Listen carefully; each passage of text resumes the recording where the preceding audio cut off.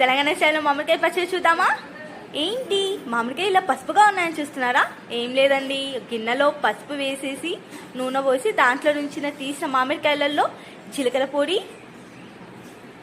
మెంతుల పొడి, ఆవల పొడి వేసేసుకొని గ్రేవీ ఎక్కువ రావడానికి తగినంత వేసేసుకొని, సమ్మర్లో మనకి గుర్తొచ్చేది మామిడికాయ అండి. మామిడికాయ పచ్చడి అలా వేసుకొని తింటుంటే ఎంత బాగుంటుందో. ఇంకొంచెం మేము ఎక్స్ట్రా గ్రేవీ రావడానికి వేస్తున్నామండి ఆవల పొడి, వెల్లుల్లి పేస్ట్,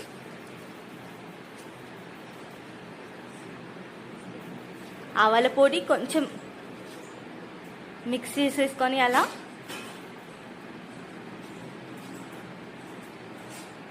కారంలోనే ఉప్పు వేసేసుకొని మేము కలిపేసుకుంటున్నామండి.